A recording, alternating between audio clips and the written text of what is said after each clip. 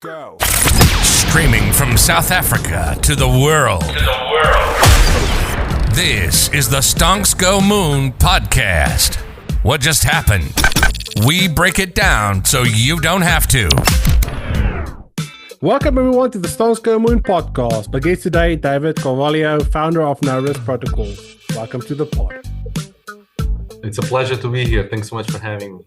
The cybersecurity industry globally is worth 225 billion USD, supposedly to grow over 300 billion by the year 2025, if I'm right, or 2030, something like 12%. How on earth did you get into this industry? Because it seems this is the industry to be in at the moment. Yeah, well, to tell the truth, that's just like one of the use cases of the Naoris Protocol. My background personally is in cryptography and cybersecurity. So I've been an ethical hacker for 24 years now. I've been global chief security for a number of multi-billion-dollar companies in Europe and also UK, and led a number of large digital transformations also at nation-state level. Been advising a number of countries under the European Union and the NATO umbrella on cyber warfare, cyber espionage, and other cyber-related important things, and also some data protection legislation. And as a researcher on the space, been pretty much focused on the pretty much cybersecurity research in general, but also very much focused on decentralization and cryptography, with quite a bit of focus on quantum, which of course has an impact on cyber, and it's one of the top trends into this year according to Gartner. Okay, quantum let's talk about quantum computing, because that's fascinating to me as I see your little AI camera tracking your every movement. Quantum computing, what exactly is quantum computing, number one, and why do you see it as a threat to cryptography or blockchain as we know it? So very, very simply, all computers are based in transistors right now, besides quantum computers. So it's like, you have a transistor, it's a 0 or a 1. Yes. It started with something very similar to a lamp. It was off, It was a 0, it was on, it was a 1. Right, and you can do logic based on this. And right now, for example, a typical processor, I just bought a laptop, and it's like 220 billion or million transistors. It's a ridiculous number, and it's in a very little space. So we have reached the or almost reached the limit, that the atomic limit to make it smaller and smaller. And so gains are difficult in terms of computing, and that's where quantum computers come in, because they are on the subatomic level. So they operate at, with photons and with other particles, and they are quite weird, but they work. We don't exactly know how they work. We just know they work. And they are not general computing machines, but they are really, really good. So you cannot use one for like playing games or using Microsoft Word. So it's not available it's not available to the public, right? You know what? I think there are some that are available to the public. They're pretty useless, because what they can do is basically be extremely efficient at very complex mathematical equations. And since they don't have a state that is 0 or 1, they have all the possibilities, the infinity between 0 and 1, because they're in a quantum state. Quantum superposition, That's right. They don't really obey to our laws of physics as we see them.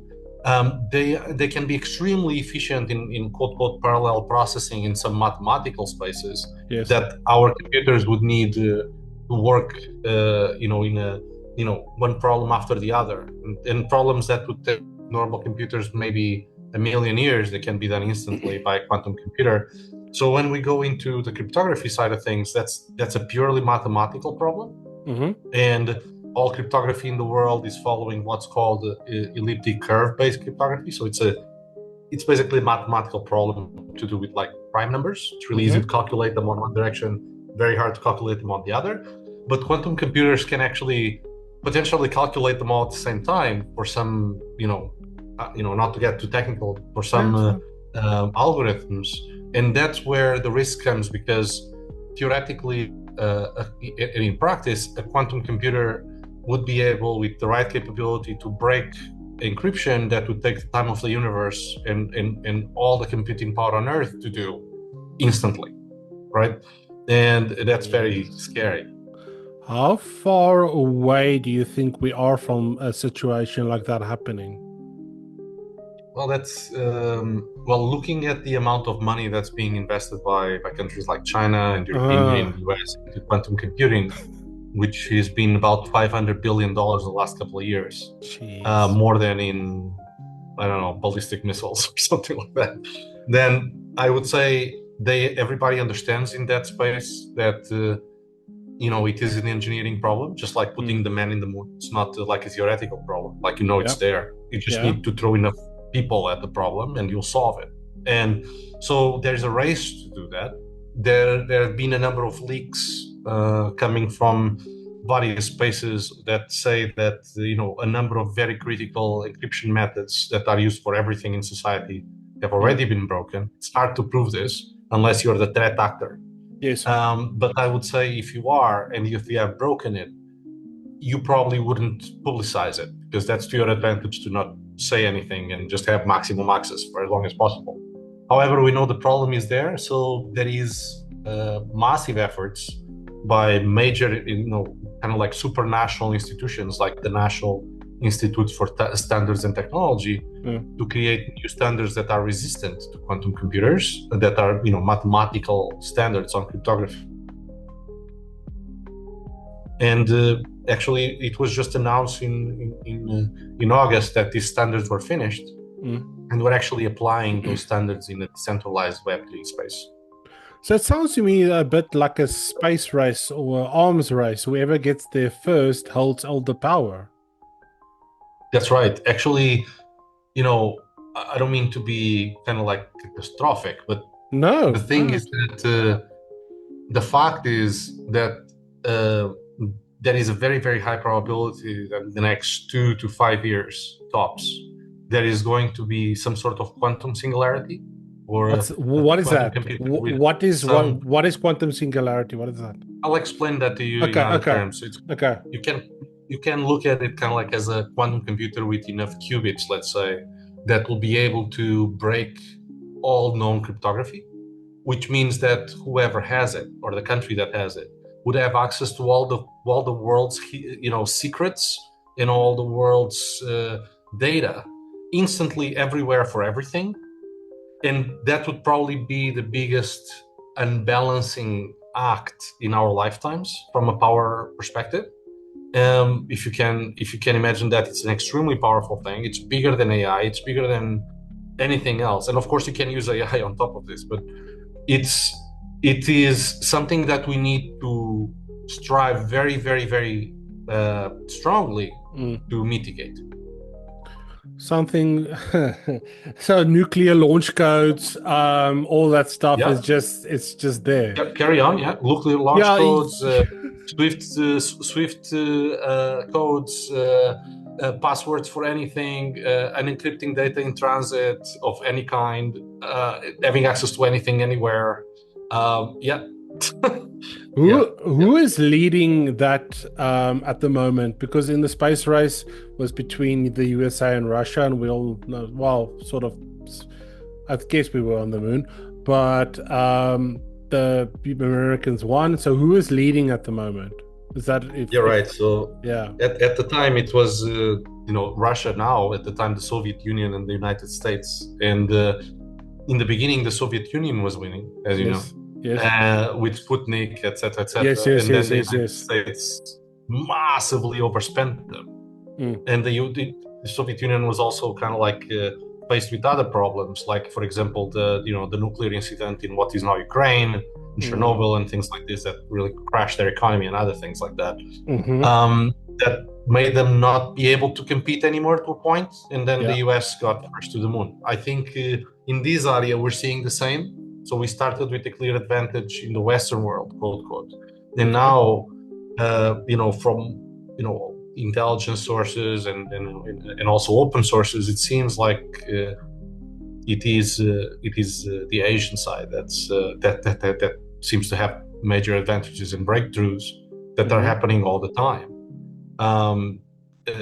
So the race is going to continue, but it is potentially a race for all the marbles. So it's probably the most impactful technology of our lifetimes, and most people don't even realize it. I wonder if the election in the US, if the Republicans will push this more than the Democrats, because this is something that I think the Republicans would be more concerned about. I'm curious. I know you're the interviewer, but I'm curious why you think that. No, but because the Democrats are very tech-leaning, very left-leaning. The tech industry is very left-leaning, right? And it's always like sort of, it's a like la-di-da sort of, And no, I understand what you're saying, but for example, if you look at Musk, right? He's very right? And he is like probably the world leader in innovation in tech. Like he's probably got the biggest contracts from the US government and so on. Defense, yes. I think it's gonna get worse. Critical areas. Yes. So that's probably the reason why you mentioned that. So yeah, that actually makes a lot of sense. But in the end, it really depends on the advisors that they have and the knowledge that they have, and if they listen to their advisors. I would probably think that there wouldn't be much difference between the administrations. But having in mind that maybe we'll have Musk with his own advisors and having some sort of position in the cabinet or like shadow position, to me that's exciting. Yeah. Okay, let's talk about two features of Naoris Protocol, which is decentralized cybersecurity mesh architecture. What is that, and why is it better than what is currently available? So basically, Naoris Protocol is kind of like a decentralized infrastructure project that, as part of the capabilities that it brings, and it's one of the reasons for its creation, was to bring decentralization into the real world, so outside of blockchains only. Okay. So the point is, let's say you have some device, right? The phone, a laptop, whatever, and you have a bunch of applications there, and you have servers that are communicating with your phone, and so on and so forth, right? Yeah. And everything that is digital right now, and this is probably one of the biggest issues for humanity. Even the United Nations was having a session a couple of weeks ago about this as one of the biggest risks for humanity, because everything is digitally based and digitally driven, right? And everything is a point of failure to everything else. So every piece of software, every application, every service, every hardware piece, every mobile device, every server is a point of failure to everything it is connected to from a cybersecurity perspective. So once that is infiltrated, the attacker can take over things, move laterally, take over other things, and potentially damage massive infrastructure. So if you think about it, this is it's a huge issue that is it's nobody's fault. Yeah. But it's kind of like how the internet was made. And our objective was to create a paradigm or a primitive, let's say, that would allow for decentralization, blockchain technology, AI, in this case, quantum algorithms, coming together and decentralizing these devices and allow them to mathematically prove to each other that they are in a trusted state. And so the more devices you have, the more complexity of software you have, the more programs you have talking to each other, the more actually validator nodes you have, the harder it is for you to tamper with them. So normally you would have to tamper with just one to take over everything, potentially over time, because of the single point of failure risk. And obviously, we came from a background that was backed from former NATO leaders, and there was very critical kind of like views from a defense perspective and critical, environments like governments and so on into the future around this. And the objective was to mitigate that and make it so that these already decentralized systems that are operating centrally would actually operate in a decentralized way that added resilience to everything, right? It's pretty much kind of like flipping the principle. So the consensus mechanism we have is distributed security that is related to what you were talking about, that allows for decentralized cybersecurity mesh to exist. But in the end, it's kind of like a very resilient mathematical way to prove that everything is operating normally. And if it isn't, then it's not allowed to operate. So it's a different way to approach how systems communicate with each other.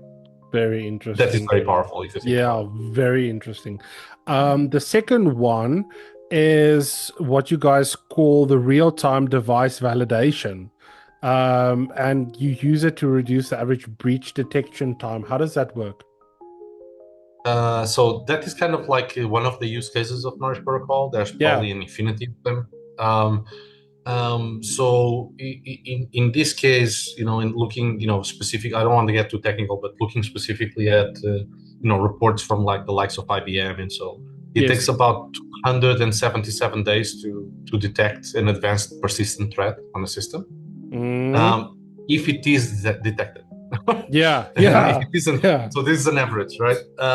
And if we're looking about pure mathematics in a highly resilient cryptographic environment under Naoris Protocol, it's very hard for you to hide something if you're trying to do something malicious somewhere, because they're going to be validating and looking at everything else. So you actually need to attack the whole infrastructure of infrastructures, all the whole consensus mechanism, all devices, for you to actually do that in one. And that should reduce the detection time to milliseconds, right? So that's one of the kind of like examples that we pushed together on a couple of academic papers with a couple of universities on both sides of the Atlantic. Okay. But that's just one of the use cases. There's many, many more use cases that are related to resilience, to quality of data, quality of AI, trust of systems, so on and so on. Last question before I let you leave. What is one of the things that you want to achieve towards the end of the year going into next year? What are some of the goals that you want Noris to hit? Right, so like what's next for Naoris Protocol? Yeah, basically. So we brought some of the most reputable people in IT to the project. Yes. We brought one of the grandfathers of internet protocols as we know it, David Holtzman, for example, that created the DNS protocol for the internet. He actually ran the global internet until the year 2000. We have a lot of other very good technologists, former Microsoft presidents in different areas of the world in the team, and other political leaders and other world leaders. And we want to bring more reputation in. We want to create more use cases for the protocol. We want to create more partnerships with very large, environments and institutions. We are already partnering with IBM and other environments. We're looking to do so with more in other areas, including like space tech and other areas that are very, very exciting for the future. And before the end of the year, if I had to ask for a wish, would be for us to be ready with both test nets out into the world on the Web3 space, and also continuing to run more and more operations that we're currently running, but more and more at post-quantum level, that there is a lot of interest for, but we don't have an infinite team of developers for it. So. Yes. But also the thing is, like, gearing up for war, right, is difficult sometimes because, and that's how it sounds to me, it's like you're gearing up for cyber war and you're telling people, hey, it's coming. But once it's there, then everyone wants to jump. Then suddenly, it's a crisis. What's your feeling when you talk to people? Do people recognize this as a real and imminent threat? I think people across the internet understand risks in general. Lately, they have been either scammed or hacked in some way, right? Yes. For their crypto or for their bank account, their credit cards or whatever, right? Oh yeah, absolutely. And then you receive all the time like SMSs with fake links and so on, right? So there's actually the level of risk that exists in the space has never been higher. It's not going to get smaller. So the more IoT devices and so on, I call it IoT for Internet of Trouble. Internet of Things. But the more things there are, the harder it is to deal with them. It is what it is, man. So the harder it is to deal with them. So kind of like paradigms like ours are going to be necessary. And we want to create an incentivized structure for people to actually get rewarded by participating. Right, so if you have a device that's protected, you get rewarded while you protect others. So it's a win-win environment. So that's what we would say for people in general. But when we talk to countries or banks or central banks or critical infrastructure environments or defense companies, it's a very different story. They are very, very aware of all the risks. And they are also very aware that they need to change, like fundamentally change in many cases. And in most cases, they don't know how. So a lot of our job is to actually explain to them how that could be, and help them from a strategic perspective get there, and give them tools to achieve their own unique objectives, because the risks for a central bank are very different than the risks for a defense industry or a critical ports and rail infrastructure or the government finance department, right? Yes. So they all have different problems, so they don't want the same solution. But the outcome is the same. They want to decrease the risk. They don't really care how. And our objective is to help them. Absolutely fascinating stuff. Fascinating time what we're going into. David, thank you so much for joining me today. If the listeners want to go and connect with you and find out more about Naoris Protocol, where can they do that? Well, they would go to norisprotocol.com. We will also have Twitter, Telegram, Discord, choose your poison. And they can just follow that through or from the website. And just pay attention. There's going to be lots of news, and we should be live with our own protocol coming out in Q1 next year. Awesome. We'll put all the links. We'll put all the links in the comments. Thank you so much for joining me today. And to our listeners, peace, love, and prosperity. We'll catch you in the next one. Cheers. Twisting time, a quantum code fills the air, reaching places we don't dare. Wires hung beneath my skin. Let the static pull me in. I'm alive. I'm alive. Breathing deep, quantum drive, cutting through the great divide. Feel the force, electric tide, taking us to the other side. Fractured light burns my eyes. A star explodes, the old world dies. Gravity fades, I'm floating free. Unchained, I've become the key. Circuits fire, I can't resist.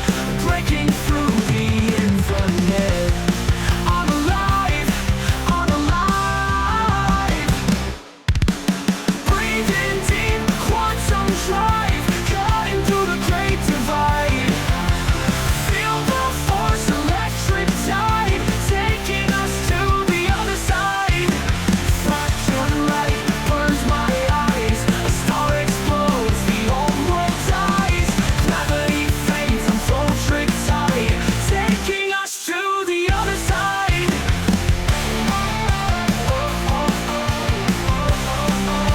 Taking us to the other side. No control, no escape. We're bound to every move we make, tearing through the silent night. Quantum